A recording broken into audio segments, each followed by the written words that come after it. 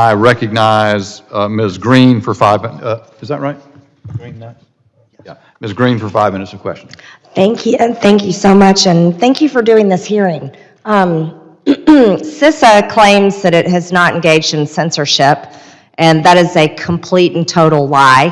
Mr. Schellenberger, I read an article recently that you had written, and it was about me, and the fact that I had been censored, and it was through CISA engaging with the DNC, the NAACP, Homeland Security, flagging my tweets, writing tickets on them, and also, amazingly, which to my shock, I read details of these tickets, making up complete falsehoods about me. Talk about misinformation. This is taxpayer-funded government agencies lying about a member of Congress, about what I said, taking other people's statements and writing it in context of what I said on my own social media, then taking down my actual social media post, which is shocking, absolutely shocking. So, Mr. Schellenberger, I'd like to ask you a little bit more.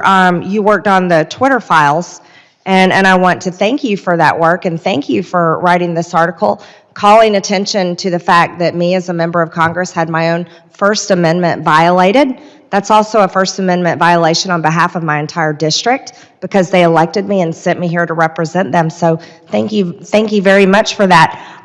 What most surprised you or further alarmed you when you learned everything you did through Twitter files? Thank you for the question, Congressman. I mean, I think I was shocked to see members of Congress being censored, and that was shocking to me. We were shocked to see how many government employees were constantly emailing Twitter. And Carlos Monge, an executive I cited in my Twitter files on the Hunter Biden laptop, complained about all the pressure that they were getting from the federal government. I think the most shocking thing, though, was it was sort of like what you're saying, is that the censorship was actually in service of disinformation efforts. And that what you're really looking at when you're looking at the Cyber Threat Intelligence League is an operation that looks like it's like a military intelligence operation that clearly they drew right from fighting terrorists abroad, and they turned those tools against the American people. So censorship was just one of the countermeasures that they had set up.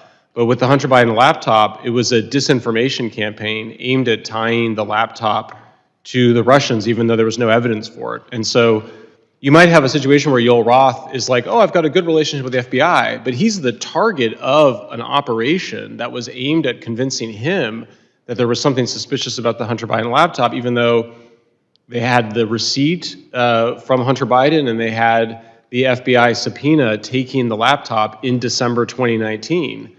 And so, in fact, their own review of the laptop, it came back that it was not the result of a hack. And so what you see is that, I think, to what Mr. Chenoweth was describing, is it's not just coercion. They're actually sort of, I don't know how do you describe it, they're kind of working these guys. They're using a lot of, they're being very sweet often. It's often very kind and friendly, a lot of trying to be like, we're all on the same team here. You have to remember, I think it was over 96% of all Twitter executive donations went to Democrats, so it's a very partisan institution to begin with.